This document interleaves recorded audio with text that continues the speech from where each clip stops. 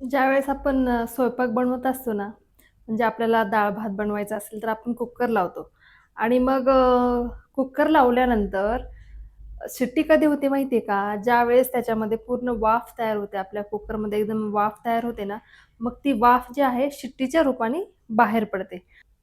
पण ज्यावेळेस जर शिट्टी बाहेर नाही पडली, तर काय होणार? किंवा धरणामध्ये पाणी खूप सारं जमलंय. पूर्ण धरण फुल झालेलं आहे. जर आपण धरणाचे दरवाजे जर उघडलेच नाही, तर काय होणार?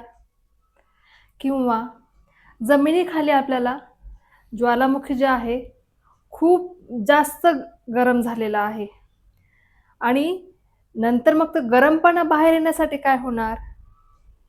तर हे सगळे प्रश्न मी तुम्हाला विचारते आणि याबद्दलच आपण आज बोलूया, की हे घटना सगळे आपल्याशी कसे निगडीत आहे, तर मी या व्हिडिओमध्ये तुम्हाला आज सांगणार आहे. तर चला आपण व्हिडिओला सुरुवात करूया. तुमच्यातलीच तुमच्यासारखी तुमची मैत्रीण मी रंजना या माझ्या चॅनलमध्ये तुम्हा सर्वांचं मनापासून खूप खूप स्वागत करते. आणि तुम्हाला सांगावसं वाटतं जर कुणी माझ्या चॅनलवरती नवीन असेल ना, तर माझ्या चॅनलला सबस्क्राईब करायला विसरू नका. आणि तर चला मग आता व्हिडिओला चालू करूया. तर मी आत्ताच 1-2 उदाहरणं दिलीत. कुकरचा, ज्वालामुखीचा किंवा धरणाचा. काहीही असो, जर हे नाही झालं, तर काय होणार? तर हे कसं निगडीत आहे आपल्याशी? तर मला तुम्हाला सांगायचंय, जर आपण आपल्यामध्ये खूप साऱ्या गोष्टी सामावून ठेवतो.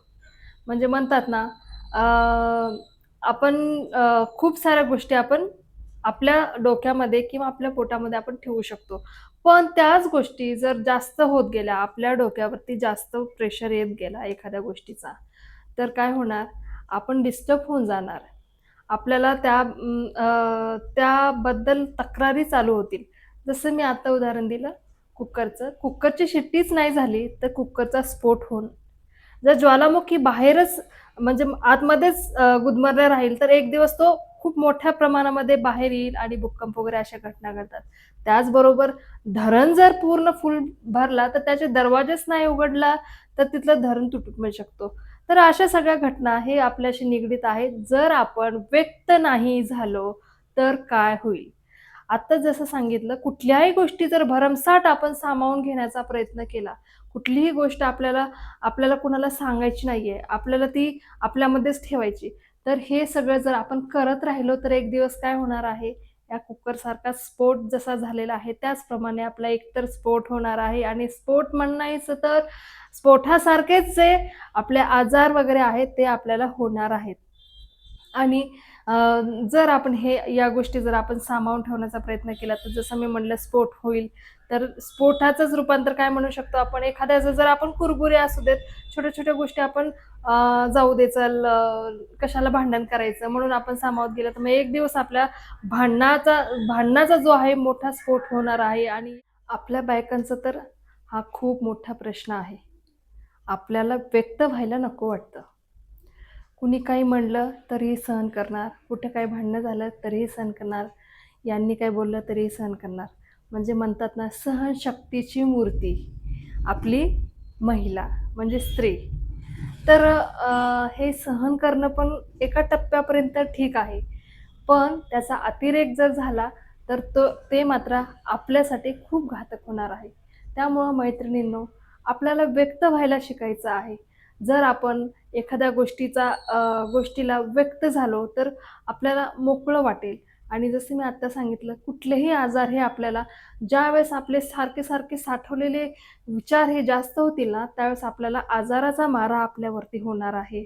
त्या संदर्भात आपल्याला खूप सारे आजार होतील आणि त्याचा आपल्याला वाईट परिणाम आपल्याला सोसावा लागणार आहे. त्यामुळं आपल्याला अ, व्यक्त होणे हे एकमात्र पर्याय आहे, ज्यामधनं आपण आनंदी राहू शकतो. व्यक्त होण्यासाठी तुम्ही तुमची जवळची मैत्रीण असू द्यात, व्यक्ती असू द्यात, कुठेही असू देत. म्हणजे आपल्याला फक्त ना मनामध्ये खूप साऱ्या गोष्टी ज्या असतात ना, आपल्याला साठवायचं नाहीये.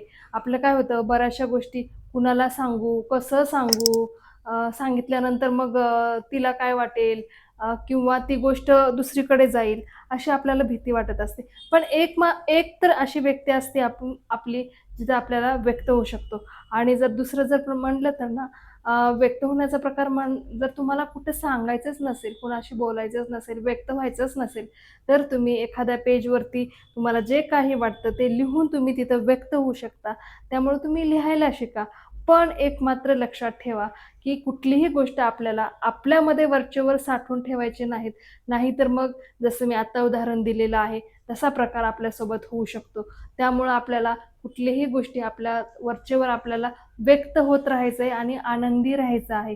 हे एक मात्र संदेश मला माझ्या या व्हिडिओमध्ये द्यायचा होता माझ्या मैत्रिणींना, की कुठलीही गोष्ट असो तुम्ही शेअर करायला शिका, व्यक्त व्हायला शिका. जेणेकरून तुम्ही एकदम सुदृढ राहणार आणि आपलं जे मानसिकता आहे, जे आपलं मन आहे, हे आपण फ्रेश ठेवू शकतो आणि आपण आनंदी जीवन जगू शकतो. त्यामुळं हा व्यक्त होण्याचा जो संदेश आहे, मी या व्हिडिओमार्फत तुमच्यापर्यंत आणलेला आहे. तर हे तुम्हाला कसं वाटलं मला नक्की सांगा आणि माझ्या चॅनलला शेअर, लाईक, सबस्क्राईब करायला विसरू नका. धन्यवाद.